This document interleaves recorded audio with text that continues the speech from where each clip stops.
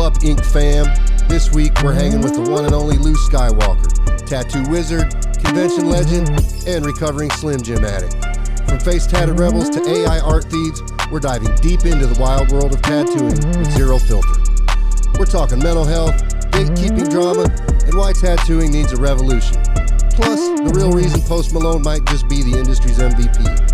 Stick around, you don't want to miss this episode. This is The Business of Tattooing. Well, how you been, dude? I haven't seen you it's been years, I feel like. Yeah, at least like 5 years, maybe Yeah. more. I've been So, good.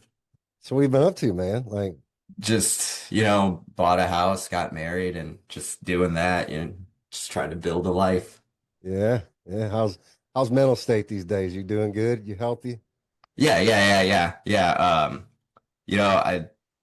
I'm in my 30s now. You met me in like my 20s and stuff, and like I just started to like really realize how important taking care of your body is as a tattooer. Like Yeah. my body just started betraying me. I was constantly getting sick. My back hurt. So it's like now I go to the gym like every day. Oh, that's awesome, dude. Definitely helps the brain too. Like you don't really realize how much like your body feeling like shit makes your brain feel like shit.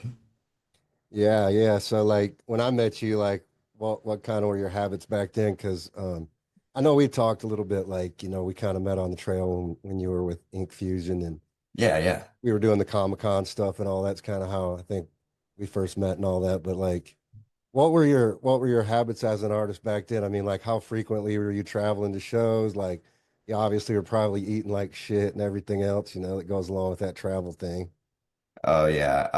Dude, my habits were bad for like at least 10 years of my career.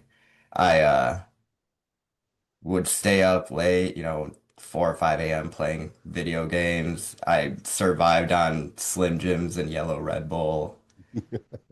And I was never home. I was always on the road. I think I would be at my at the shop that I was working at the time. I think I was at Wild Child maybe or Artisan.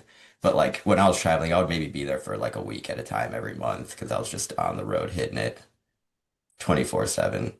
Just terrible habits. I was like a heavy cigarette smoker too. You stopped smoking now? Yeah. Yeah, for the most part. That's great. Are you vaping now or some? Did you Uh, Once in a transition to while, I'm like the kind of husband that like my wife vapes, so I'll just be like, oh, let me get a little hit of that. So I just like that? I'll puff her vape once in a while, but it's like, dude, vapes are like crazy, right? Because like the nicotine hit off it is like insane. Right. It's not like a cig. I can see exactly why people are like crazy addicted to vapes. It's like it tastes like candy and then it makes you feel good. Yeah. I don't know that much about them. I stopped smoking when I was in my 30s, so 20 years Yeah, ago. you don't need to know about them. Yeah. But I don't know what the difference is between besides what you just said. I don't know as far as because cigarettes have all kinds of unhealthy shit in them, because of the Oh process yeah. chemicals that they add in there and all that. So I guess you probably don't have all that in the vape, but maybe you do. I don't, maybe it's just different chemicals. I have no idea. Yeah, I think it is different chemicals because like they're saying people are getting like popcorn lung. I don't know what that means, but that sounds terrible. So it's like at least you weren't getting that with cigs. You're just getting, good old cancer. Yeah, dude. So that you weren't exercising at all when you were traveling before, N when I met you, right? no, No literally gym, no never. nothing. I was like anti-exercise. I was See, like, I was a well-oiled machine. I was like, I only need like 8 Slim Jims and like 5 Red Bulls a day. I don't need exercise. so are you still, I mean, obviously you're still heavily influenced by pop culture and stuff. How much are you still are you still going to Comic Cons just as a spectator or are you kind of disconnected from that scene now? Oh yeah, I definitely still go to Comic Cons as like a spectator. I go a lot now for like competitions. So a lot of comic book conventions have like card competitions and I go and like compete in those and stuff. So what kind of games are you playing? I play this card game called One Piece. Oh yeah, you were talking about that. Yeah. I'm like That's like the anime One Piece, right? yeah. So they made like a Magic the Gathering type card game out of it. And it's got a pretty decent following. I think it's like the eighth or ninth most played in the United States right now. Okay. So they have competitions for those at the Comic Cons. What's that? So they're doing competitions with those with that card Oh game yeah, at yeah, Comic yeah. Cons? Yeah, you can win like exclusive like cards or like, winner cards and stuff like that. A lot of the conventions now host One Piece tournaments. Cool, cool. So what have you done basically? I mean, what have you been up to tattoo wise? I know you've moved around a little bit. You've changed some shops and whatnot. So where are you at in your tattoo career these days? Where are you working at? What's the scene look like these days for you? Currently I'm at a studio in what's the town called? In Carnegie, PA. It's like right outside Pittsburgh. It's called Infinite Image. I work with this guy, Tony Frank. He's like super talented artist. Um, but like right now, I'm just kind of like laying low, trying to like build my life back up. I had a shop in Chicago and I had to close it down because like the housing market in Chicago is just so bad that we could not buy a house in Chicago. It would have been like $1 million or like, you could buy like a 350K house, but it's like in the hoodest of the hood and it just got renovated. So your house is just and your cars are just going to keep getting like vandalized and stuff. And it's $1 million. Yeah, exactly. So like we moved out to PA and like I'm just kind of, building up my savings, working. I'm like organizing once a year we do these like conventions in Monroeville. And it's like a retro gaming convention, but I like host a tattoo pavilion and I like curate the tattooers that come tattoo with us and stuff, make sure they got everything they need, and just kind of like try to give the local community like some quality tattoos that they maybe not wouldn't be able to experience from these artists outside of like, this area or like this special event. Right, right. So how many artists are coming and doing that? Including myself, I think last year we had like 15. Okay. Yeah, that's cool. So it's just like a little small homey vibe kind of a show. Yeah, exactly. Like it's not big like a tattoo show. The big focus on it is like the we put together like the largest like retro arcade in the United States for the weekend. Like just a bunch of different arcade machines that take up like 80% of the convention area. And then we got us tattooing and then like other vendors and stuff. Okay, so you get a lot of foot traffic coming in. You do like Oh all the yeah. advertising for it and everything too. Oh yeah, a ton. Like we spend the year basically advertising for it, and then when it comes to it, we're busy all weekend. Whenever I like invite my friends to it, I just tell them it's like guaranteed money. Like draw whatever you want, and like 1,000% people are going to get it. Right, right, right. So what other vendors do you have there? Just general art people and like all kinds of Like stuff, or artisans, like crafters, people that make their own minifigs for like, Warhammer and like D&D and stuff like that. We have a few indie developers that come to it and like, showcase their indie game. We have not a bunch of, maybe like one or two card shops that like sell cards and stuff. Um, what else do we have? We have like some food vendors, like local kind of like snack people and stuff that like make their homemade when does that things. take place? It's the first weekend of October. Okay, so how many years have you been doing that now? I think this will be the fifth year that we've done it. Okay. And like it's crazy because like the first time we ever did it, it was really small. We just had a bunch of like collectors basically get together in the like upstairs of a barcade, and then we set up like a swap meet and we're just calling it Pittsburgh Retro Gaming Expo. But it's like 50 dudes in like a really hot room selling each other video games. And it Yeah. somehow evolved into like, this event where I think last year we had like 10 or 15,000 people come through. Dang, that's pretty good. So yeah, it was pretty impressive to watch it grow like from like literal grassroots nothing to like we have an entire convention center booked out for it. So how's the tattoo scene around Pittsburgh these days? I mean, I know it's been pretty shaky in the industry for, ever since COVID. I say really it's been kind of like a pretty shaky space to navigate. How's the scene look like around Pittsburgh? Pittsburgh is a really weird scene from any tattoo city that I've like been in. It used to be really poppin', like around 2014 to like 2017. There's this street called Carson Street where there's like I think like 30 or 40 tattoo shops in a row. And today there's maybe like 10 or 15 now because they've all like closed down. But yeah, Pittsburgh is like a very weird city because there's no regulation here at all whatsoever. So like any Joe Schmo can buy like machines off Amazon, buy like, Mom's Ink off Amazon, and then open up a storefront. You don't need even like insurance or anything. Like Right, right. nobody's here to regulate it. There's no health department. There's zero regulation. So like the unprofessional tattoo scene here is absolutely rampant. It's insane. And there's like a lot of I think maybe in the last 2 years, mostly everybody's like shifted toward private studios. There's like zero community in Pittsburgh. Like I don't think I've ever heard of like tattoo shops that like hang out with each other. Not like back in Chicago. Like my friends and I we all worked at different shops and we'd meet up for dinners and get together to draw. But like it's super disconnected in Pittsburgh. There's no community whatsoever. That's crazy because I really like Pittsburgh. You know, obviously I'm friends with Sarah and Wild Child, you know, so I've spent time there and then Tim Seitz has a shop there, so I was there in the beginning of all that. So I spent quite a bit of time in Pittsburgh, you know, over the years, and I really like that city. I just think it's a cool city in general, and like it's surprising that it's not more regulated and just more of a serious tattoo scene there. That's kind of Yeah, I think that's really what's affecting it. I guess like the not the quality, because you still see a lot of really good tattoos coming out and stuff, but I think it severely affects just the community and the way that like the public views tattooing. yeah, it's wild because I checked out a lot of the shops in Pittsburgh when I was spending time there, you know, even just looking in some windows and things like that. And I was pretty impressed with some of the shops. You know, I thought there was some really upscale, you know, where people actually put some good money and, Oh yeah. you know, effort into making a really aesthetically pleasing environment. And I thought, man, this is pretty nice town for a tattoo scene.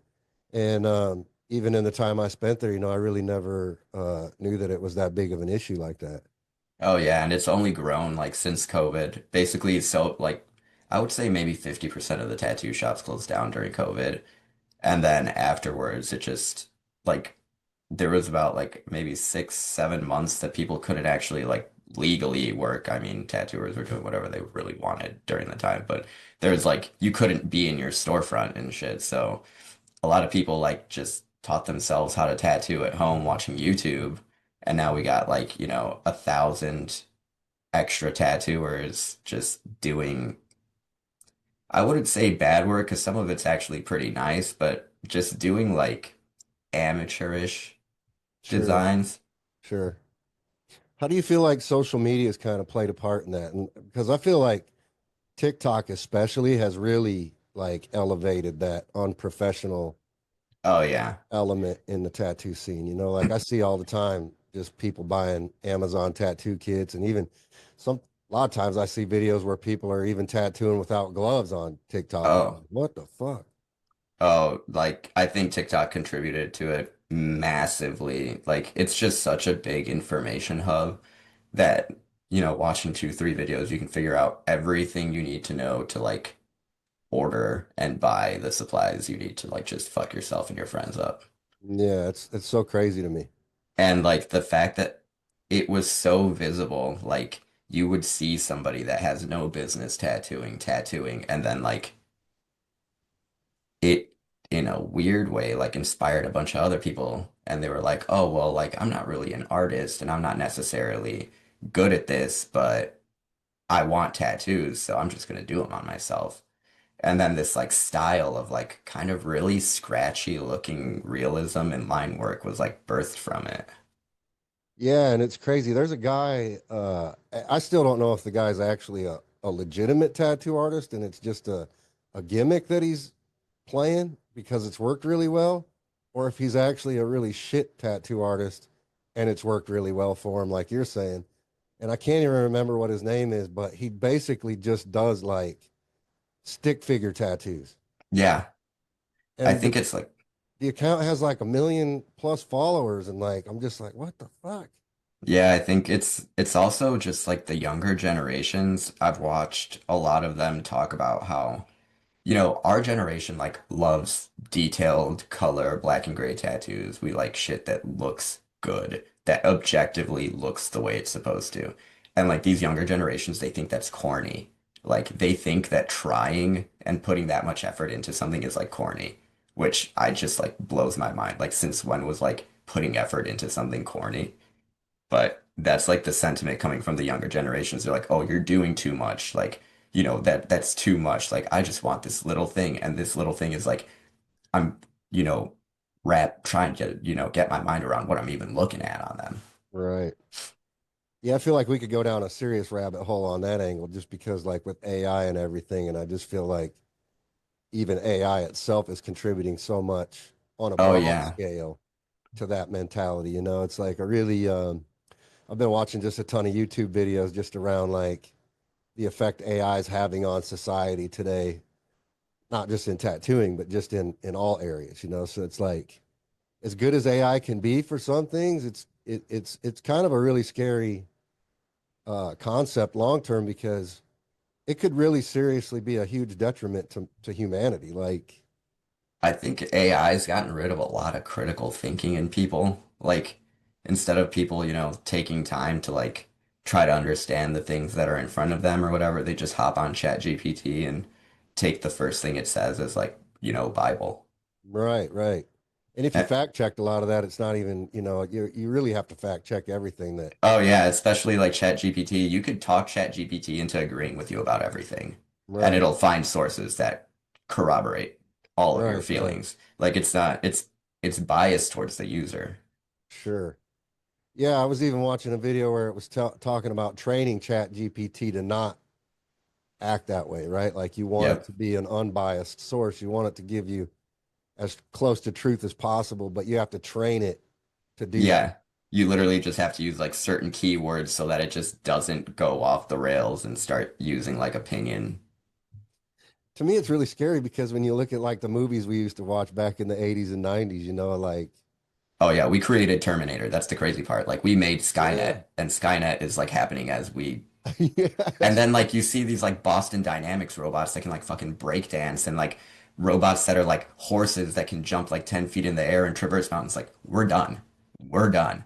The yeah, moment they can think for themselves, which is probably like, I don't know, 30 minutes from now, we're done. right, Like they're gonna just start drone striking people for fun.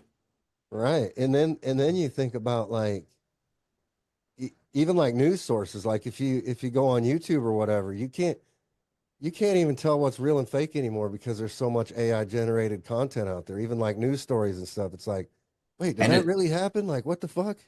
And it's so refined. That's like the scary part. Like we went from AI, like you would see these AI videos and be like, okay, that's clearly AI because it looks like a really demented version of Will Smith eating spaghetti. But now you have these full AI videos of like reporters talking to people on the street and them responding. They have facial expressions and there's like gravitas to their voice and like it feels like a human and you're like, we're done. We're cooked. This It's is this crazy, is bro. it's over. It's crazy.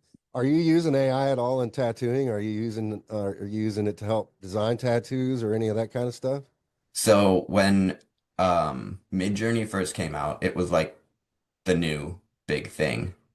And it wasn't until I realized how a lot of like the imagery was sourced and stuff that I stopped completely using it. Like I learned that it basically combs the internet, steals people's artwork from DeviantArt, from Google, from every facet of the internet, and then uses it to like compile these images and stuff. So I've been kind of going like the opposite way where like I try to source all my images like ethically and all my stuff ethically. So I've been leaning a lot toward 3D. So whenever I have something new that I want to do that like I can't necessarily find a reference for or like the reference has just been done to death over and over and over, I look for a 3D model of the thing that I'm trying to tattoo. I download it, look at it on my computer, put a light source on it, and then rotate it to whatever angle I need. And then I'll do that over and over with different 3D models until I have the design that I want. And that way, the person that modeled this thing is getting money from me. I'm getting to use a new image that's like, hasn't been recycled on Google a billion times and nobody's getting hurt from it. Nobody's getting taken advantage of. Their art isn't being plagiarized or anything. But like, I feel like if AI was ethically sourced, like if they were able to build an AI, especially for like generating images and stuff that was sourced from like people that consented or submitted their own work or whatever, I'd be down to use something like that again because I felt like when I was using it, it was like almost too easy. Like you could really get some unique imagery out of it and like get really specific things that like aren't really available on Google or whatever. Yeah, have you had any clients come in with like AI generated images and be like, "Yeah, I want you to tattoo this on me," or have you Oh gotten yeah. that? Oh Yeah, yeah. because I can see that becoming a big thing in the industry where which isn't necessarily a bad thing in my mind because I was just talking with somebody else on the show a few weeks ago and we were talking about this and how, back before even Procreate and even like Google was really a major resource for us to be able to find image references. We'd have to look through magazines and it was just a really tedious process to put designs together for your clients, and then you could spend a half a day to a day just drawing up something for somebody, and then they come in to the shop and sit down with you on the day to get it, and they're like, "Well, I don't like this or I don't like that. Let's change that." And then you got to spend another half a day trying to rework the design. So I can see some benefit in that in regards to like if a client came in like with their crazy idea and it's kind of mapped out through an AI generated image, and they've kind of done that prep work and give you some kind of insight into what their mind's kind of thinking about. I can see some benefit there, but I wouldn't necessarily want to take an image straight from AI and tattoo that on somebody though.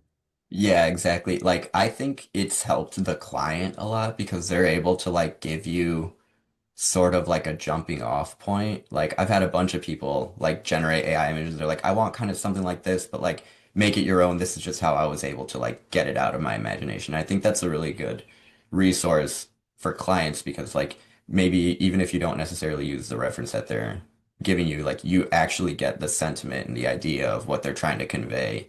Because like verbally, like sometimes you just don't get what your client's trying to tell you. And like you could draw it over and over again and it's just the picture, isn't gelling with what they're saying. But like AI, like, they're able to put in these like keywords and get this thing that like in in short, like kind of represents what their mind is like thinking. Right, right. Yeah. Have you used AI at all for like management solutions, like to help you book appointments or send emails or any of that kind of stuff? Have you looked? Yeah, I had like a booking form that was run by AI that basically like took in bookings and then sent back like a generic email. But like I think the company was just really bad about deving their back end because like the emails would come 2 or 3 days late, or it would like send the same like greeting email to people like 100 times in a row, and they'd be like, "Dude, stop sending me this email." And I'm like, "Oh, crap." But I stopped using it because of that. But I think like stuff like that is like ethically programmed AI. Like people are like they're not stealing like imagery or code from each other. They're like programming to do this thing. That's why it's so fallible and like, makes so many mistakes. But I think, well, I was using that about like 2 or 3 years ago. So I think at this point it's got to be more refined, and I wouldn't be opposed to like going that route so that I could circumvent like, losing out on like meeting a new client or something like that. Yeah, it's crazy to me because it's almost like we're being forced to have to use AI, right? In the Yeah. progression of the evolution of, technology and all that stuff. I feel like, especially as a business owner, like not necessarily as a tattoo artist, but as a business owner, just in any general business, I feel like businesses that don't really evolve with AI are probably going to be the ones that fall behind pretty quickly in comparison to the businesses and industries that are really adapting to it and gravitating and trying to implement as much of it as they can. I even saw like they have like AI salespeople now that will call people on the phone, and like I was watching them like do these demos with people, and they had this guy just pick up the phone and he was talking to this AI agent, and this AI agent was basically walking them through a sales pitch and the guy had no idea that he was even talking to an AI agent. Like even when he was asking questions to the thing, it was super fast responding, and it had a response that made sense to the question that he was asking. And I was like, this is fucking crazy. Like they're not even going to have to pay humans to be salespeople pretty soon. I guess my biggest concern with AI is like, how many jobs is it going to eliminate, and what's that going to do to society? Like, right? How much bread is that going to be taken off of people's tables? You know what I mean? And what's that going to do? Yeah, yeah, that's definitely my biggest concern. And not just that, but it's like, these companies are maximizing profitability with AI and all this, but like life's not getting any easier. Like you think that we would develop all this stuff and then people would have time for like art and joy and family and stuff. But all it does is just like add more stress to the world. Like it's replacing jobs and then people are jobless and there's no benefit to it. Like there's the people that are benefiting and then the people that got screwed over and they have to, start a new career path or learn something new. Um, I think it would be like an even trade-off if like we got life out of it, out of like fucking creating AI and it taking jobs and stuff. I think it would be an even trade-off if we got to just live and enjoy. Yeah, interesting that you say that because I can see the people enjoying life the most in the immediate future are going to be the ones that really unplug from the grid and really like go off the radar and just disconnect from that whole electronic algorithm in their lives every day and just do that what you said, go out, jump in their car, head to the mountains, just live life and not even be concerned with what's going on in society so much because I feel like that's pretty much exactly where we're heading what you just said because like dude, people are I think mental health is going to become a really big, more so than it already is, right? Like it's going to become a serious contender and thing that we're going to have to really deal with on a large scale. And Oh yeah. we already can't deal with it. Like it's Yeah. crazy. I think yeah, I feel like AI, if it was like, done right and stuff, it could give everybody, it could increase productivity without human like people doing it. And like if we're able to, automate enough stuff in life to where people don't have to have those jobs and like it becomes an easier concept to, have universal healthcare, to have like, universal income. Um, like what's that guy's name? Andrew Yang that he was talking about just sending people paychecks every day. Like it's like, yeah, that would be the benefit to AI. It's like just getting a paycheck to fucking live your life, to go to the mountains, to discover something new, to take care of your mental health. Like that's what AI should be doing is like, improving society for people instead of like making it worse. Right, right. Yeah. What do you think is the outside of AI? What do you think is the biggest challenge to the tattoo industry today and in the next couple of years? What do you see as the biggest challenge in the space? I think overregulation and lack of regulation. Like there's no even playing field anywhere. We got like, the EU making these crazy rules that are like making ink companies completely change everything. We got the US that's like state to state regulated. I think that's the biggest challenge in tattooing right now is to get an even playing field for everyone. Like there's nothing really concise in the tattoo industry across the board, especially like between the US and the UK or the US and the EU.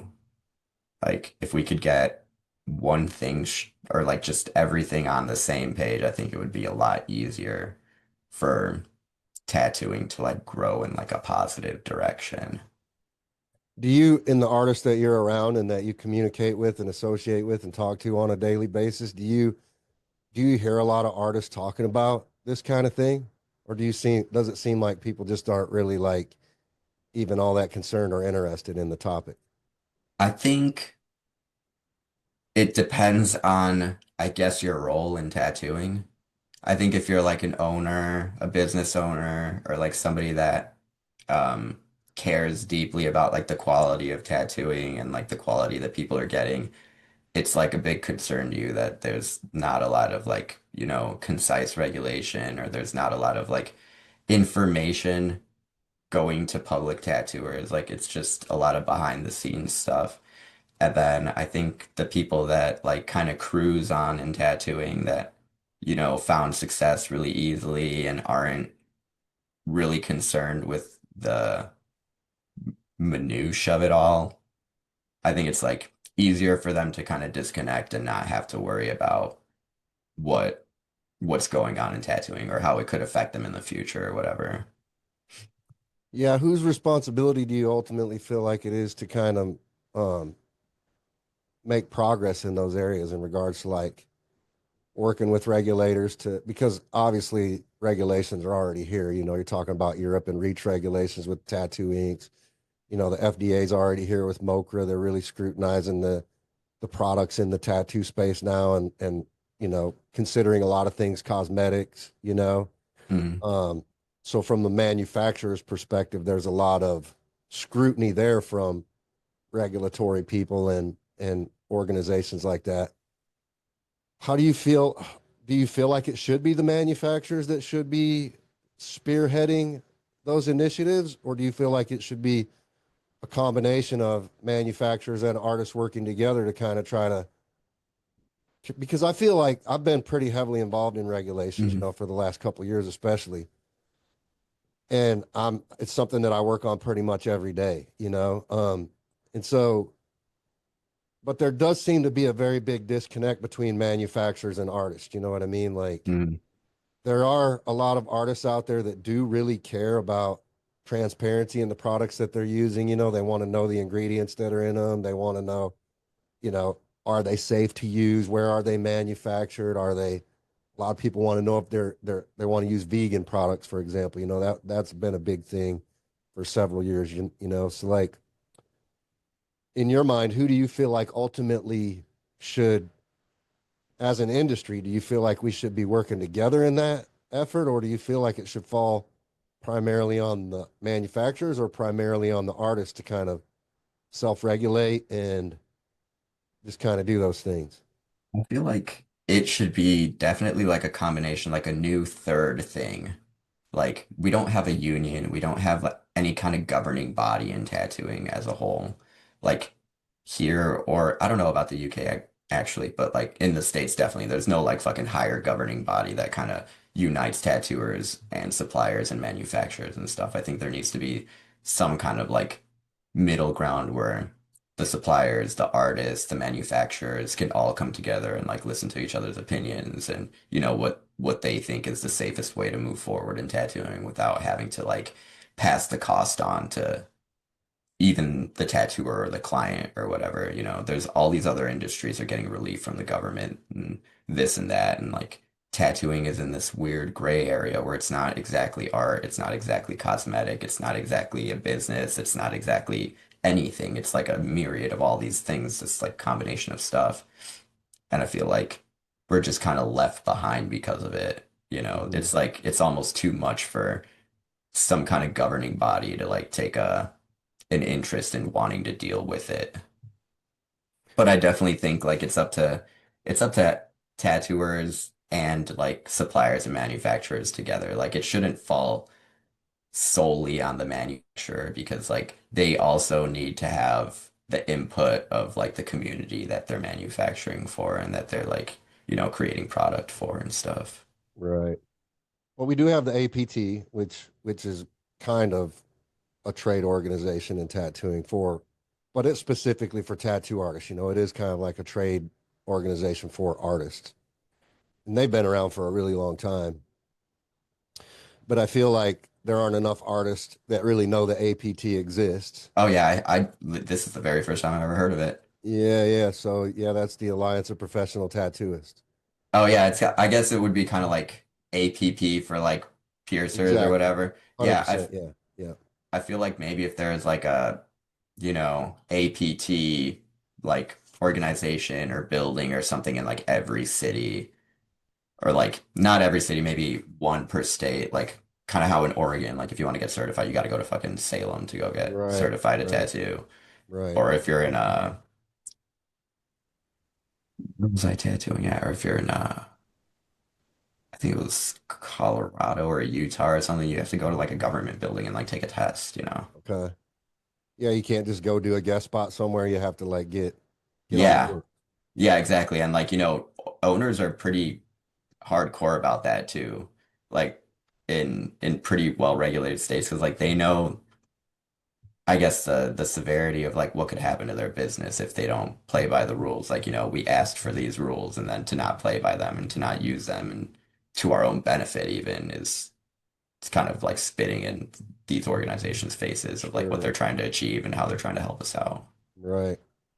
Yeah, so I know well, because I'm a state rep for the APT in Indiana, so like I'm involved in a lot of their meetings and initiatives. So I do know a lot of the things that they're working on. They are trying to formalize education in the tattoo space in regards to like apprenticeships and like not necessarily create a tattoo school, but really just create curriculum, that's universally accepted that can then be pushed down to state levels. And then this is basically the format that we as an industry, because the whole focus is self-regulation. Like we don't want outside people coming in and telling us how we have to do our job or what products we should be using or how we should be using things. We want to be able to create those rules ourselves internally.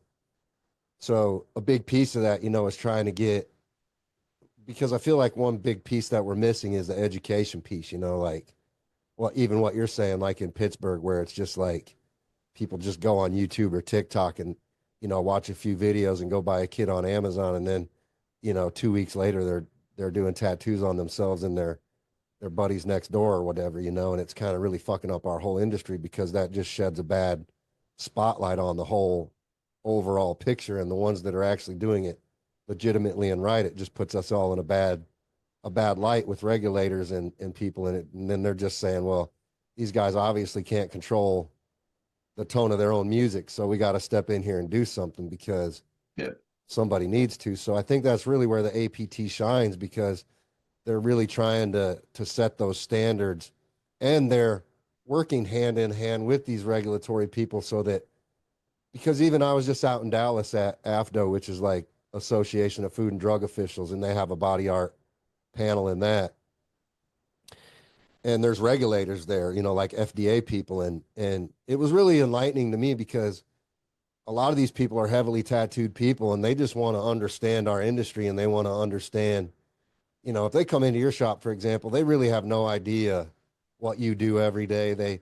They're lacking that education from educated people like us. So they want us to come to these meetings and have sit downs with them so that they can better understand, so that they're being fair in like creation of these rules and procedures, so that when they do come in, they're not like, they even said to us, they like, our objective is never to come in and shut a place down. Like that's not, and that's what the stigma I think sometimes is, they're like, oh, these people just want to shut us down. And that, in my estimation, that's not the case at all. They just really want to make sure that the public is safe, and that even as you as an artist are safe, you want bloodborne pathogens and things like that are being adhered to. And so I think the APT is really doing a good job at spearheading those initiatives. But it is alarming, that guys like you don't even know that the APT exists, because we need artists to know that the APT exists and what they're out there doing. And we need artists to get involved in that initiative for sure. Yeah, I think like what you're describing is like super important. Like a a lot of what I think is wrong in tattooing is just, yeah, the lack of education, not even in just like physically tattooing and stuff, but like cleanliness and client, like artist interactions and stuff. Like more and more every day, I see like people having bad experiences with, what I would say is like not untrained tattooers, but tattooers that don't know how to talk to people. Like, they got a few thousand followers and now think that they can, tell their clients to fuck off to their face and shit. And it's like, that's really not how this business works, man. Like, you saying, fuck you to a client is like all tattooers saying fuck you to that client. Like, they're not going to think of us as individuals at that point anymore. They're going to be like, oh, tattooing is jaded for me now. Yeah. Yeah, but I see a lot of that within the industry too, as far as tattooers talking to tattooers, if you go on like some of the Facebook groups, that are in my mind, these groups should exist to really like offer constructive criticism to one another and to help us become better artists and better at like bedside manner and like things like that.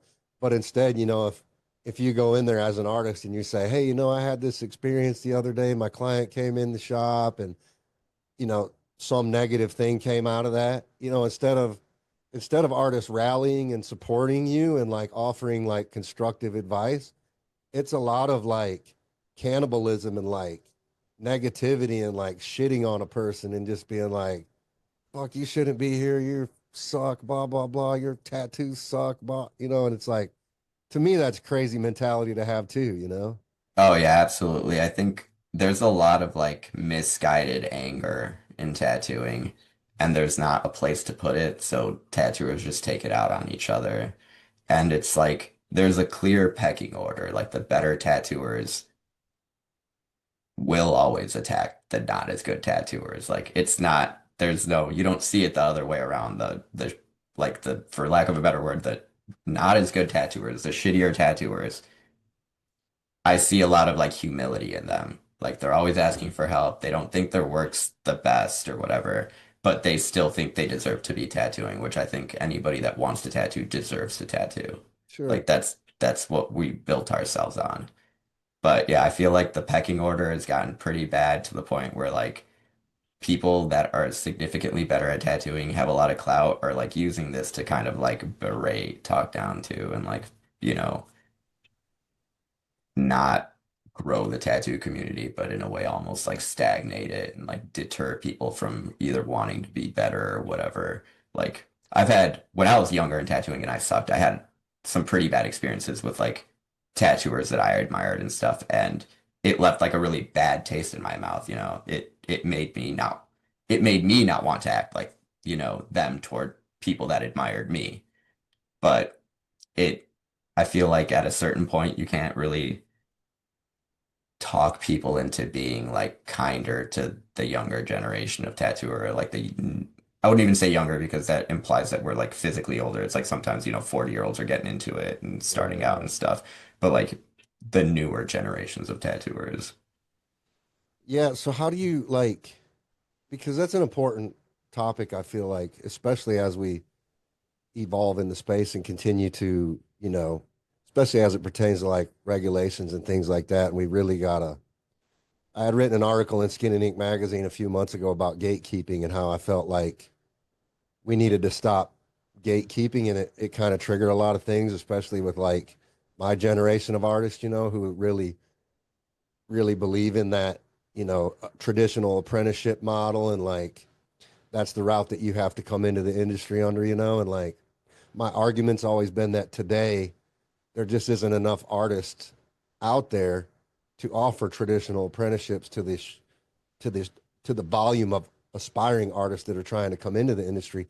So how do these artists like you, when you started, you wanted to get better, you had some negative experiences because you were getting shut down. How do we stop that trend? Because I'm with you on the page of like, if you truly want to be an artist and you want to become a good tattoo artist, you should have the resources available to you to be able to continually elevate and improve your craft, right? To become better and better, because ultimately you becoming better helps the whole industry become better. So like I I I don't like the word gatekeeping anymore. I switched my language a little bit, and now I say, how do we strengthen the gates? You Yeah. don't necessarily have to gatekeep information, but how do we strengthen the gates to keep the wrong ones from coming in, but still make the information available to the right ones coming in?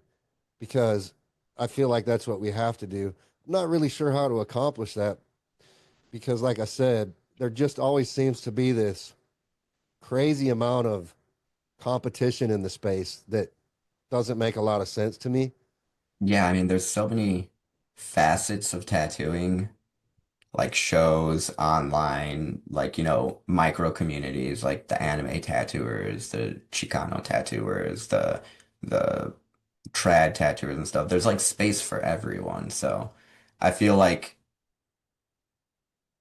a lot of, I guess, like the gatekeeping mentality comes from maybe thinking that you're going to lose your place in your own space and that somebody less deserving is going to take that place or whatever. But I agree with you completely that like it shouldn't be gatekeeping, more so like strengthening the community, like figuring out ways like, okay, maybe this guy isn't that great, but his heart's in the right place. He's going about it the right way. He's not scratching. He's not whatever. He's like, he's just trying to get information. He maybe kind of sucks at drawing, Right. but like, I would rather somebody kind of suck at drawing that I know is teachable, that is humble, that cares about tattooing and wants to learn the right way through maybe an apprenticeship or, you know, coming in and like getting tattooed themselves to like learn that style specifically or whatever.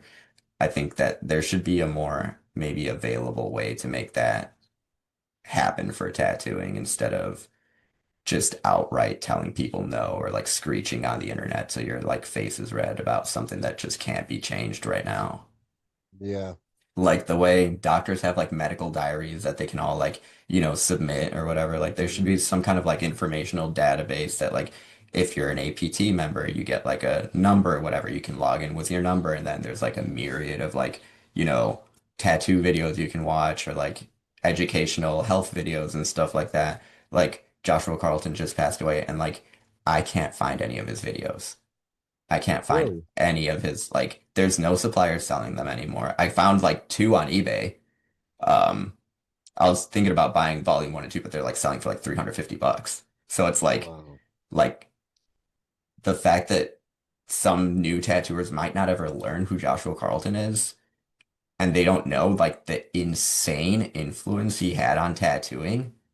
Like it makes me feel like depressed, like that this information could potentially get lost someday, or like that I'm not even saying like, oh, like, respect the past or anything. It's like it's not even about like respecting tradition or anything. It's about like this dude was incredible and like the information that he shared with us should not be fucking on a DVD in somebody's shelf. It should be spread in tattooing. Right. Yeah, that's a good point because I've noticed that too, where I have the same concerns. I want one thing I wanted to do with this podcast going forward is really kind of like, and unfortunately, you don't have the opportunity to do that anymore with like Josh Carlton because he's not here with us now. But it's a shame that it's a shame that so many great artists in our craft are leaving or have left, or passed away, and that information, like you said, is either dissolved or has gotten lost somewhere. So I really want to be able to connect with people like that going forward and being able to try to capture some of that. But I don't really know how to quite go about that. You know what I mean? Like I think there's a lot of proprietary stuff there that's probably controlled by people in the family and stuff like that, and they've probably got feelings around why they don't want that stuff out there or whatever, So I'm not Yeah. quite entirely sure how to deal with some of that stuff. But I mean, I even think about like Heather Miranda, for example, like in Oregon, she like spent years putting this freaking educational curriculum together, like with like, I mean, the Oregon, schools and things like that, and trying to get an Hmm. accredited tattoo program put together. And I just think she kind of lost steam. You know what I mean? Like she just felt like she wasn't getting anywhere with it, and she just kind of pulled it away and just kind of let it go. And I was like, damn, that's a shame because you worked so freaking hard at that, and like that needs to be out there. And like, Yeah, exactly. I think like some states are too strict, like Oregon. Like I think the hoops that she had to jump through to try to get that started and like still not be able to fully get that to fruition is like a super shame because like Heather A, super fucking talented. B, like super knowledgeable and kind. Like you don't find all three in tattooers very often. Like you either get one or two. You get a really talented really knowledgeable, mean tattooer, or a really nice, really talented, not very knowledgeable tattooer. right, But it's like the Venn diagram of like, cheap, fast, good, or whatever. Like, Heather somehow is all three. And the fact that Oregon wasn't willing to like work with her enough to get this program off the ground is like a super shame. And I think like pretty indicative of like how the greater government doesn't really understand what's actually important in tattooing. They just have this kind of like perception of what they feel would make it safe without actually having knowledge and correct input to put into it. Yeah, I always think back to like when I first started tattooing and like the resources because we didn't even I mean we had the internet, but like I always think back to like Mike DeVries, he always had his blog out there. And like he was a well-respected artist, back in the 90s and like he was like upper echelon tattoo artist back then. Yep. But he never gate kept, like he used that blog and like there were so many artists engaged on that blog and they would just ask Mike questions and he would answer them, like any kind of problems that an artist was having with like whatever in the tattoo process, that and he would just be super informative and like it was a great place to go for resources if you needed to understand or learn something that you were struggling with. And I wonder like with today's technological advances and the information that's available to us, like social media platforms, why more artists aren't doing those kinds of things. And maybe it's just because like it takes so much time to do those things. I have no idea, really, but I'm totally with you. Like I think that I love that reference that you gave with like the medical journals. I never really thought of it like that, but it makes total sense, like to have that information compiled like that. Yeah, I think it would be just really beneficial to have like some kind of like database that you can access as a tattooer that has like knowledge from other tattooers, not even maybe just strict knowledge, like some opinions, some, you know, like personality in it too, so that you don't just get like this sterile information given to you. It's like it's a culture and not just like an industry and stuff. So like there should be kind of a way that like exemplifies both facets and like kind of brings it to the tattooer and to the user to be able to like absorb the information in like a cohesive way. Yeah, because now it's like everybody wants to charge you for it. It's Oh like, yeah, everybody's got like a $2,000 seminar when like I could have just literally I had the I can't get over this. I had the Joshua Carlton DVD. It cost me $50 at a convention. And I've been to one of these seminars that cost me like 1,500, $1,700 or something like that. And it's like the $50 DVD taught me $7,000 more, or like 7,000 times more than what these like seminars are. It's like, yeah, you're getting some good information and stuff, but like it almost in a weird way felt more personal from the DVD. Like now I'm sitting in this conference room with 90 other people and like, we're listening to this amazing tattooer give all this information and stuff, but like it's drawn out between 2 days and then it's over. Like tattooers used to put like all this information on a DVD and like I had Nico Hurtado DVDs, I had Mike DeVry's DVDs, I had all sorts of tattoo DVDs, Victor Portugal, and like all this stuff was like such deep, concise information, and like you could put it on repeat, you could share it with your friends and stuff, and there was no like heavy barrier to like getting this information as a tattooer. But now like the barrier is money. Like if you don't have 2 G's to throw down on this, you're never going to be as good as this person because you won't be able to learn from them or whatever. And it's like, well, maybe not you'll never, but like, it'll take you a longer time to like reverse engineer what that process is instead of like, right. you get this DVD from a guy that fucking loved tattooing inside and out, just wanted to spread it, just wanted people to tattoo like him because he wanted to see more good tattoos in the world. People gave to him, so he gave back.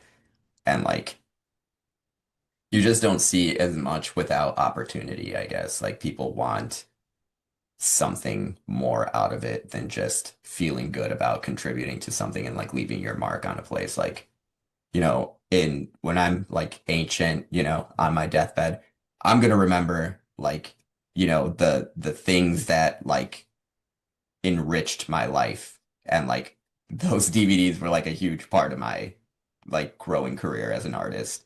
Yeah. And I feel like that enrichment is like not like locked behind a paywall now.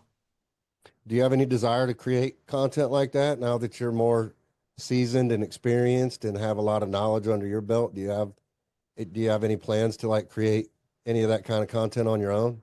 I mean, I've wanted to, but I kind of have like imposter syndrome, Like it's like I see all these dudes doing the same things that I do and they do it at like a greater level than I do, and I'm like, well, like what who am I to say like what the right way to do it's so like who would really care about what my opinion is and whatnot. But I feel like sometimes I do see people with like misguided but like right intentions, like they want to do the right kind of tattoo. They want to do it in a certain style, but they just don't have the right approach to it and stuff. And like I feel like I'm like a pretty decent hands-on educator. Like I've had two apprentices that were like pretty successful. I helped teach my friend Matt how to tattoo, and he's like an insanely talented, insanely successful tattooer now. And like, I take a lot of pride in the fact that like he and I like taught him how to do things very hands-on when he was still learning how to tattoo. Like, he would call me over and he'd be like, "Hey, can you stretch the skin so I know exactly how tense it needs to be when I'm tattooing?" And I would do that, and he'd be like, "Oh, he's like, I literally just wasn't stretching enough." And like that, lit a light bulb in his head. And I think that like I'm more of a hands-on educator than I am about compiling like concise information and presenting it a certain way because I just have such rampant ADHD that like I'd probably get started on one topic and then it would end on like, me ranting about my favorite anime episode.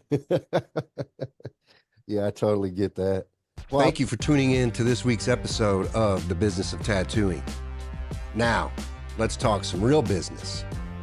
You're already using Electrum products. You're already tagging Electrum products because you love Electrum products. But why aren't you getting paid for using and tagging Electrum products? Well, I'll tell you why. It's because you haven't signed up to Electrum Insiders yet. But now you can, and it's real easy. Just scan this QR code on your screen or go to electrumsupply.net today to learn about Electrum Insiders and how you can earn cold hard cash for doing what you're already doing. We want to thank you at Electrum for using our products, so we created the Electrum Insiders program exclusively for artists just like you. So don't hesitate. Get on over to electrumsupply.net today and start earning money for the content that you're already creating. Now, let's get back to this week's episode. Well, I would encourage you to like check out the APT and get involved in that because Oh yeah, now that I know it exists, I definitely want to carve a place for myself in that. I think that like that directly aligns with what my values of tattooing are.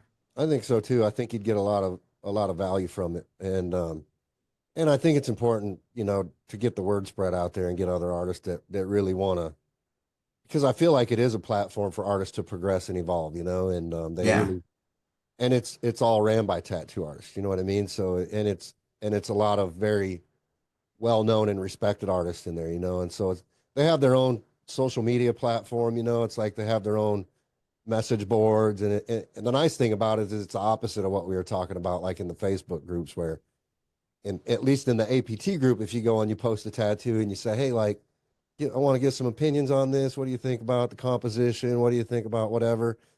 You actually get constructive criticism in there, and there's no negativity in there. Yeah, It's there's no dude ripping you up being like, "Oh, you're a fucking idiot. Why the fuck would you do that?" It's no, you like, don't catch any of that. And if people are doing that, which I've never seen anyone do that, but if anyone did, I know that they would get excommunicated pretty quickly, and their comments would get taken yeah. down, and it wouldn't be tolerated. So, Like I had a mentor that was very about negative reinforcement. Like he would tell you everything you did wrong to your face and like I think there's good and bad with that. Like, I think certain personality types are very receptive to it. Like, they'll take that negative reinforcement and then they're like, oh shit, I need to grow from this. And then certain tattooers are just like, I'm not saying that they're soft or anything, but like, people are softer. Like, not even in a bad way. There's people that have like softer hearts and you just can't talk to them that way. Like, it's easier. We're not all built the same. You could break someone's spirit so fucking quickly. mhm, And then, the same thing that lights a fire in somebody could absolutely destroy somebody else. right. And I think if there was like, yeah, if there was a place where like people could get that kind of like positive reinforcement and ideas and like, information and stuff without somebody reaming them out, that it would be really positive. And like not necessarily like maybe some people do need to be reamed out or whatever, but like, there's a way to do it without discouraging somebody from like, following their passion and shit. Yeah, I'm with you, man. I really don't see a point in that. Like I said, I really hate it when you see artists that really want to get better and then they just get shit on and tore down by other people that like I said, I really don't understand the logic behind it at all. I don't know what motivates people to want to be that way towards one another, you know what I mean? Like just help each other be better. I've always felt like, even from a simplistic standpoint, line of thought, like I always wonder why we aren't all rich. You know what I mean? Like Yeah. why aren't we all like manipulating these social media platforms to make millions of dollars, and not even millions of dollars, but like $1,000 a week? Like if we just engaged on each other's content, we would be able to have enough followers and enough engagement on our posts to where these social media platforms would be paying us for our engagement. You know what I mean? Yeah, exactly. Like And we being could able all to be like that. work the system. Yeah, exactly. And it's like everything's so competitive. It's like, no, I gotta have all the followers, I gotta have all the likes, and fuck you. You know what I mean? Yeah, it really is like that. And I think it's like weird because like there's tattooers that follow me that have like, a few 100,000 followers, never like my tattoos, but they'll view my story. They never like any of my tattoos. And I'm on there liking, commenting on their tattoos and stuff, Yeah. like not even trying to get clout or trying to get their attention, but just like showing them like, hey, dudes in the community that you don't even know like back you. Like you got people that like your stuff. But then like they won't reciprocate. Like they clearly like the work that I do, but like it comes back to this idea that like showing like fucking, you know, a deeper level of like appreciation is considered like corny. Right. It's like break the algorithm, right? Everybody's like always like, oh, the fucking algorithm. I can't get any views. I can't. Well, it's the fucking algorithm. And it's like, break the fucking algorithm. You know what I mean? Yeah. Like each other.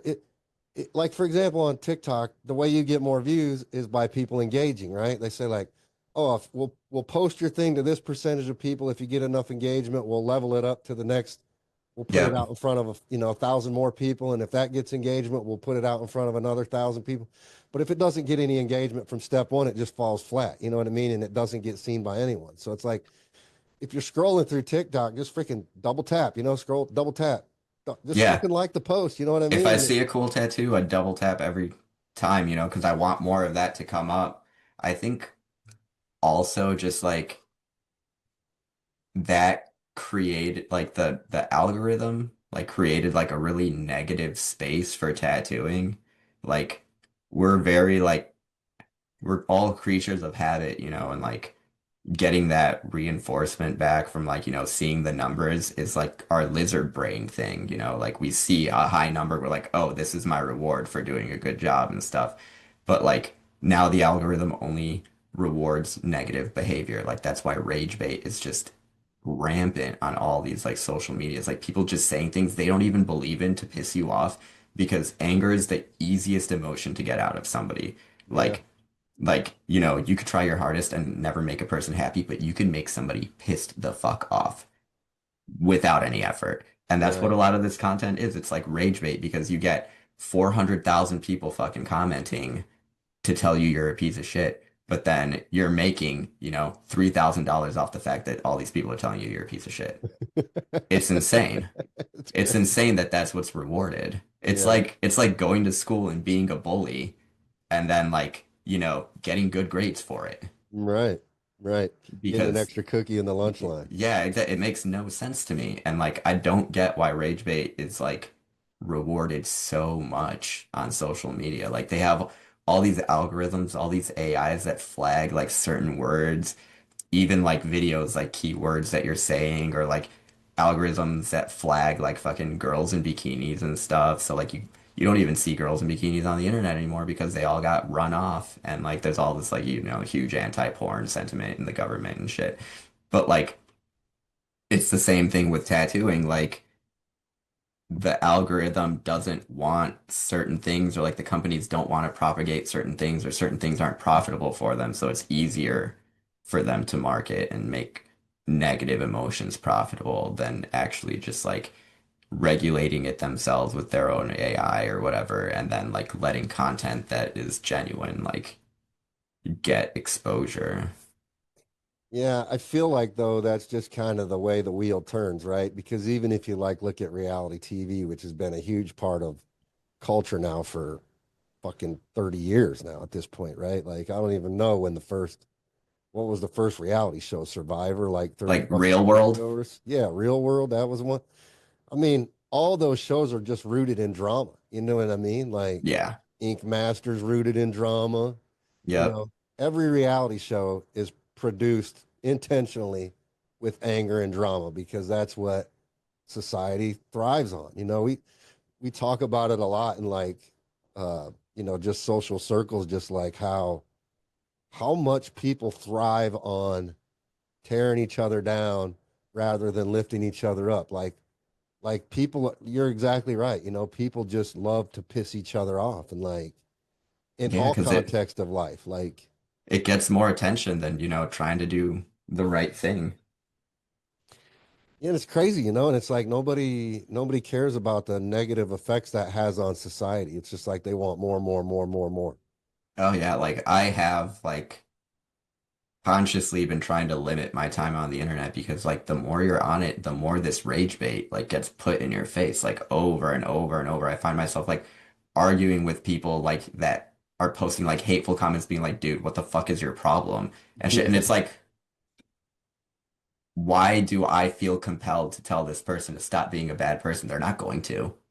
Like they're not gonna change. But it's like it's because like that's what they did on purpose to appeal to me. Like not to appeal to me in a positive way, but to appeal to my attention.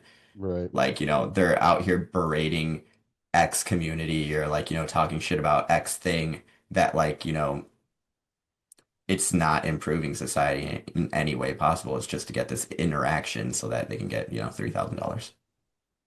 Yeah, so how's your tattoo circle? Like your immediate family, like the artists in your shop, what's the vibe like these days? Are you keeping a pretty happy and mentally positive place there? So right now at the shop that I work at, it's just me and this guy, Tony. But he's like super cool. He's just like a Pittsburgh dude that's super talented at black and gray. But like a lot of my friends are in other states and stuff, but we keep really close um interactions and everything. My friend Taylor's out in Buffalo. He's like one of my biggest support systems is like another tattooer. Like he's just always got something positive to say. He's always got something to put on the table that'll either, bring a thought to your head or like, bring joy to your life or something. I try Sure. to only surround myself with tattooers that have something going for them, not even financially, but just like emotionally, like people that seem like they are happy.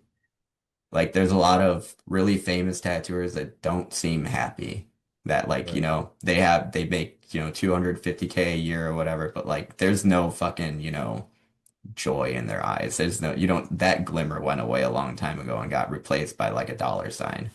Sure. Like I try to, there's like a few tattooers that I definitely just keep in contact with really regularly because I feel like it keeps me in my roots. Like, Yeah.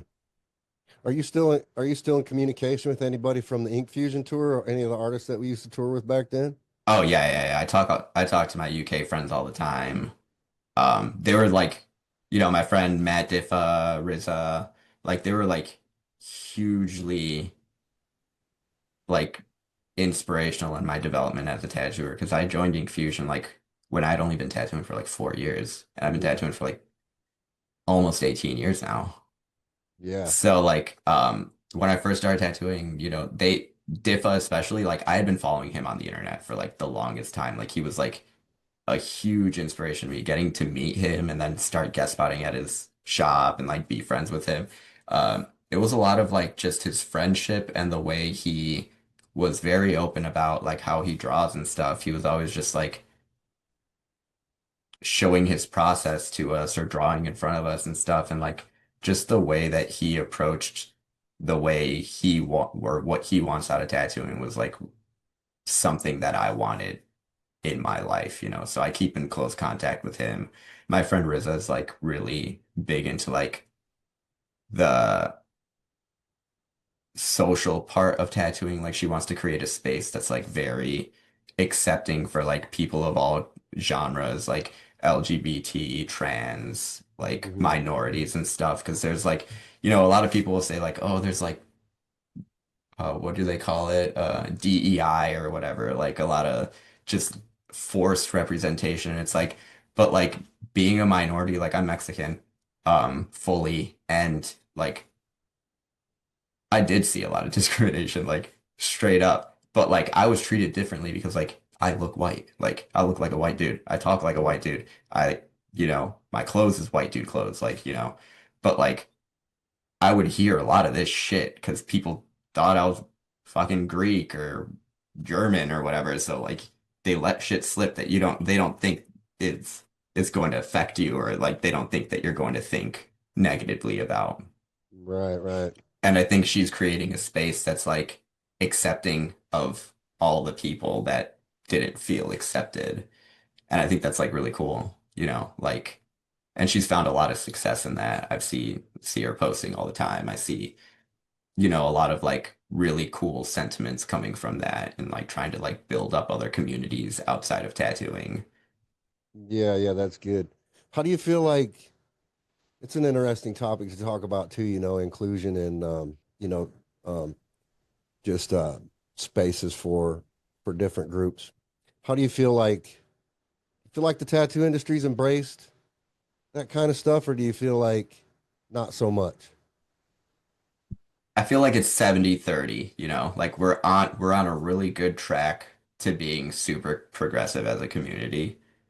And like, because a lot of people think about it like they apply it to themselves, like, I've been a freak my whole life. I've been looked at weird my whole life. I've been talked about my whole life for my preferences as a tattooer, for having my face tattooed, for having whatever, like any myriad of things that tattooers can experience discrimination over just because of the community that they're a part of.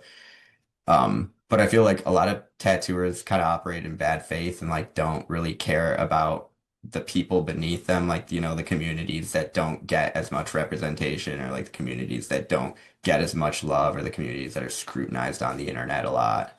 Um, but I feel like it's a smaller percentage of tattooers that aren't thinking progressively, or like thinking with an open mind and an open heart and stuff. But I feel like we're on a better track than, we were in like the 80s and 90s. Do you think some of that has to do with like celebrities today? Because I think of people like Machine Gun Kelly or like Post Malone or even like a lot of these mainstream musicians nowadays are just like really heavily tattooed, and like Post Malone has tons of face tattoos, for example, like do you feel like they've done a favor to the tattoo community in regards to being like representatives of that kind of culture? And like, do you think it makes that discrimination a little bit less for artists like us that have, had these heavily tattooed bodies and piercings and stuff for years before that stuff was mainstream accepted? It's like, do you feel like that's a big part of the reason why maybe it's like a 70-30 kind of a Oh, motion now? 100%. 100%. Dude, in Pittsburgh, you can go into like any coffee shop and there are people pierced and tatted the fuck up. Like they look like a tattooer. You wouldn't think they'd be like a barista or a bartender, or like, they run like a small store or whatever. I think that's contributed a lot to be able to looking however you want and still being in a professional environment and stuff. I definitely think it's because of celebrities. So It like just as a like it just changed the appeal, I guess. It's like you see somebody that's hyper talented that makes a song that you love, and then they look like that, and you're like, oh, okay, well, maybe other people that look like that are just like him. right, right. So do you, because I think back to my own, even today, like another question that I want to kind of get an answer from you on is like, how is your social circle outside of the tattoo space? You know what I mean? Like how many, I always call, my vanilla life, right? Hmm.